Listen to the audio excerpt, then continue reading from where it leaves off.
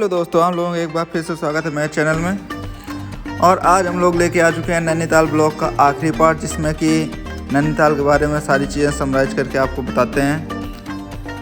हमारा Nainital blog start हुआ था बहुत समय पहले और इसका आखिरी पार्ट खिंचते बहुत ज़्यादा खिंच गया, तो अभी लगभग 1.5 साल से ऊपर हो चुके हैं इस ब्लॉग को कंटिन्यू होते हुए। और फाइनली इसका आखिरी पार्ट लेके आ चुके हैं हम लोग। और इस भाग में हम लोग मुख्य रूप से कवर करने वाले हैं नैनी लेक के बारे में। अभी जो आप लोग करंट में दृश्य देख रहे हैं, तो हम लोग सारे व्यू पॉइंट को कवर करके वापस नैनी लेक के पास आ रहे हैं गाड़ी से। तो उसके गाड़ी के डैशबोर्ड में ये डायरी रखी हुई थी, जिसमें कि सारे व्यू पॉइंट वगैरह का डिस्क्रिप्शन दे रखा था, तो वही मैं आपको 1 बाय 1 करके दिखा रहा हूँ वीडियो में। आप लोग देख ही रहे होंगे। और इसमें जो गाड़ी का ड्राइवर रहता है उसका लाइसेंस वगैरह और यहाँ की मोहर वगैरह रहती है।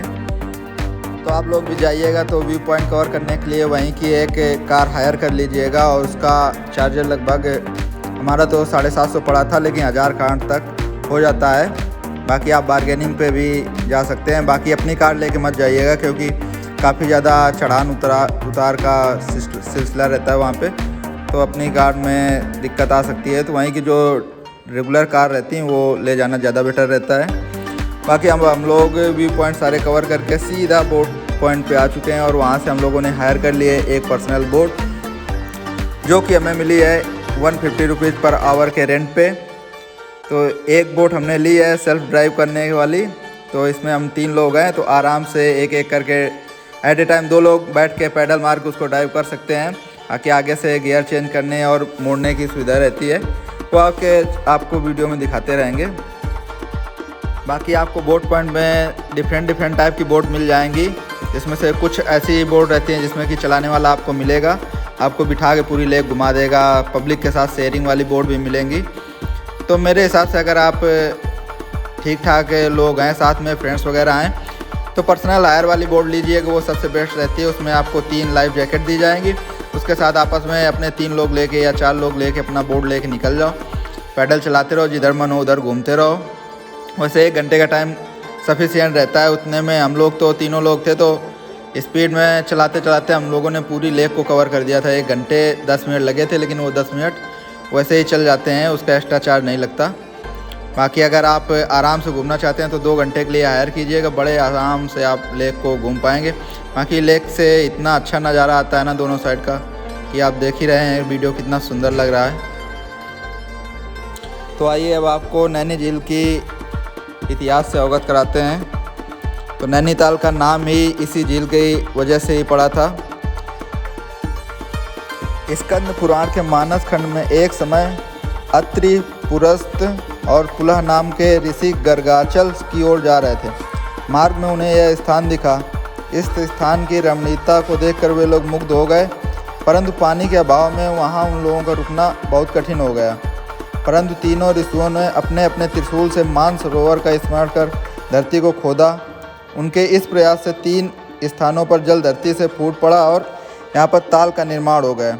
इसलिए कुछ लोग इसे त्रिऋषि सरोवर के नाम से भी जानते हैं। बाकी अभी करंट में इसे नैनी झील के नाम से जाना जाता है।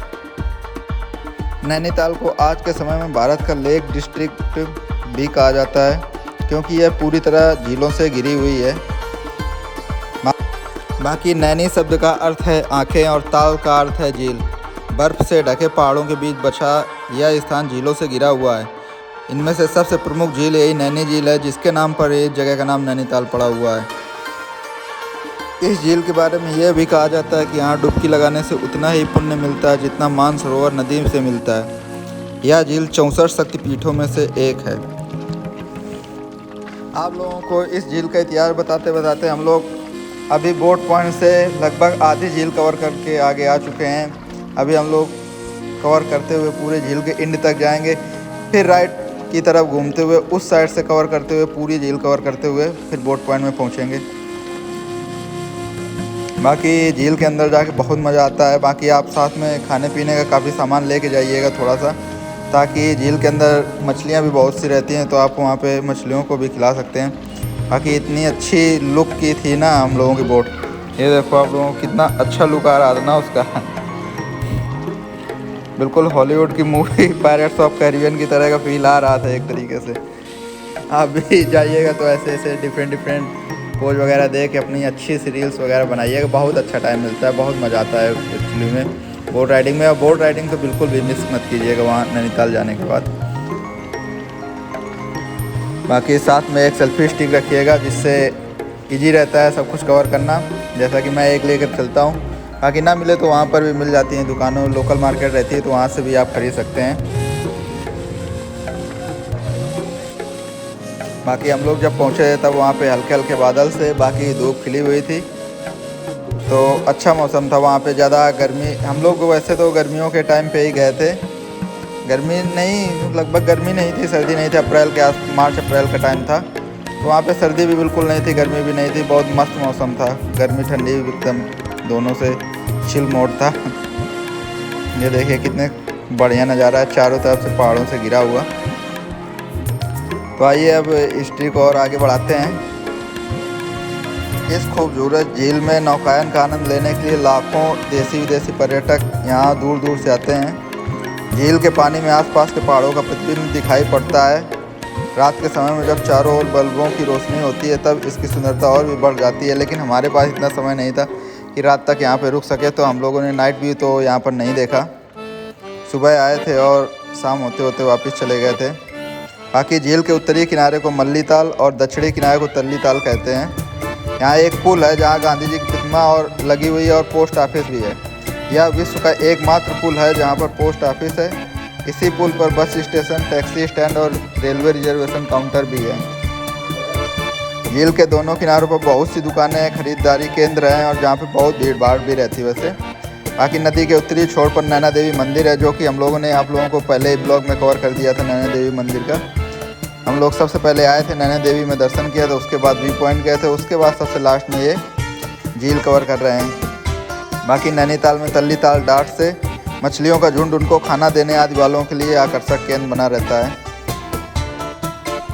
नैनीताल के ताल के दोनों ओर सड़कें हैं। ताल का मल्ला भाग मल्ली ताल और निचला भाग तल्ली ताल कहलाता है। मल्ली ताल में फ्लैट का खुला मैदान है। मल्ली ताल के फ्लैट पर शाम होते ही मैदानी क्षेत्रों से आए हुए सैलानी एकत्र हो जाते हैं। बाकी यहाँ नित्य नए खेल तमाशे होते रहते हैं। संध्या के समय जब सारी नैनीताल नगरी बिजली के प्रकाश से जगमगाने लगती है तो नैनीताल के ताल के देखने में ऐसा लगता है कि मानो सारी नगरी इसी ताल में डूब सी गई है।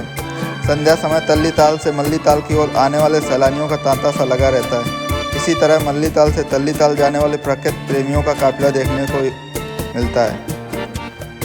नैनीताल पर्यटकों, सैलानियों, पदारोहियों और पर्वतारोहियों का चहेता शहर है, जिसे देखने प्रतिवर्ष हजारों लोग यहाँ दूर दूर से आते हैं। कुछ ऐसे यात्री भी होते हैं जो केवल नैनीताल में नैना देवी के दर्शन के लिए आते हैं और उस देवी का आशीर्वाद प्राप्त करके वापस लौट जाते हैं।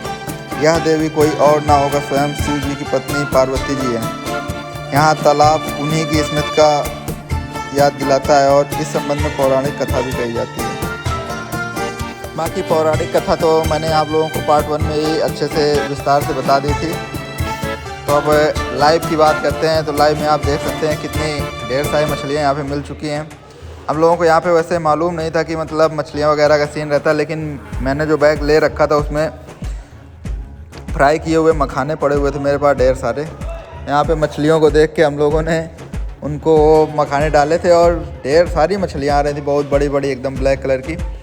आप वीडियो में देख ही पा रहे हैं। हम लोगों ने बहुत देर तक इन मछलियों को दाना खिलाया था।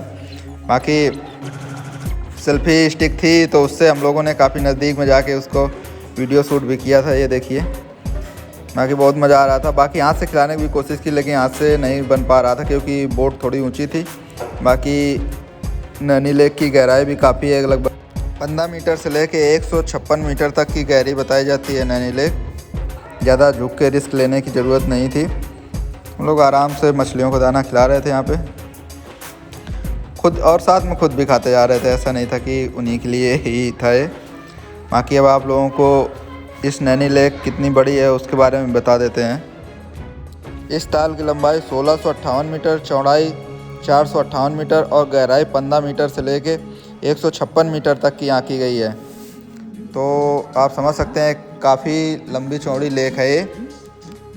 बाकी अगर मोबाइल से आप शूटिंग वगैरह फ़ोटो वगैरह कर रहे हैं तो ध्यान से पकड़िएगा। अगर इसमें गलती से गिर गया तो उसको मिल पाना बिल्कुल नामुमकिन की तरह है। तो सेल्फी स्टिक भी ले लीजिएगा तो एकदम चेक करके लीजिएगा, अच्छे से उसमें टाइट करके कैमरा फिट कीजिएगा।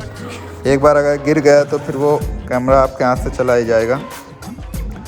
बाकी हम लोगों का भी लगभग 1 घंटा पूरा हो चुका था, बाकी का अब एडिशनल टाइम बचा था। तो अब हम लोग जल्दी जल्दी कवर करके मेन बोट पॉइंट पहुंचने की तरफ निकल चुके थे।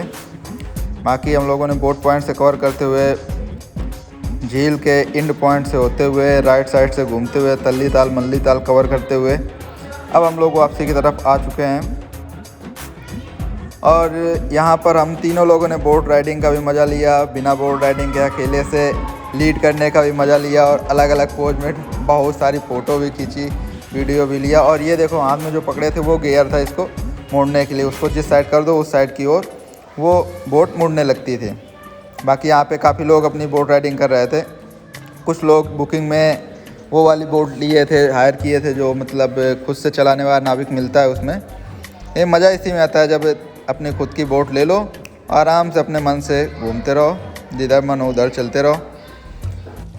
बाकी आप लोगों को नैनीताल से रिलेटेड कोई भी डाउट हो, कोई भी जानकारी चाहिए हो तो आप कमेंट सेक्शन में जाके कमेंट में पूछ सकते हैं। हम लोग आपको एज सुन एज पॉसिबल आपको रिप्लाई देंगे। बाकी क्या क्या वहाँ कर सकते हैं, वहाँ करने के लिए वैसे बहुत चीज़ें हैं। नॉर्मली अगर आपके पास समय है तो मिनिमम 2 दिन का समय लेके आइएगा तो अच्छे से नैनीताल को कवर कर पाएंगे। बाकी नीम करौली बाबा जी का भी आश्रम नैनीताल के पास में ही पड़ता है, तो वहाँ पर भी दर्शन के लिए 1 दिन दे सकते हैं।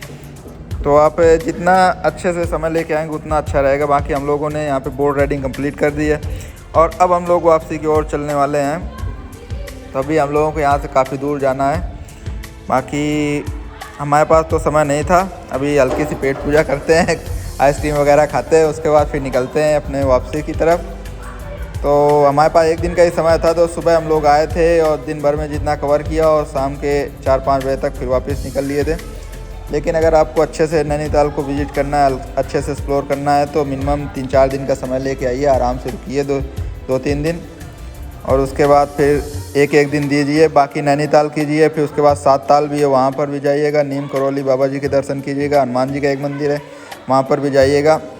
बाकी वहाँ घूमने के लिए बहुत ढेर सारी जगह दी गई। ये देखिए भीमताल यहाँ से 18 किलोमीटर इस साइड था।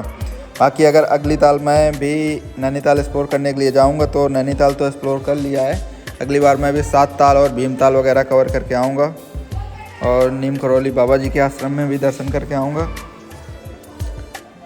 बाकी अब हम लोगों की वापसी की यात्रा शुरू हो चुकी है। बाकी हम लोगों ने समय से अपना वापसी शुरू कर लिया था, रास्ते में हमें जाम मिल चुका था तो जहाँ पे गाड़ी धीरे धीरे बढ़ रही थी। बाकी रास्ते में व्यू बहुत अच्छे आते हैं। बाकी आप लोगों ने पार्ट 1 पार्ट 2 देखा ही होगा।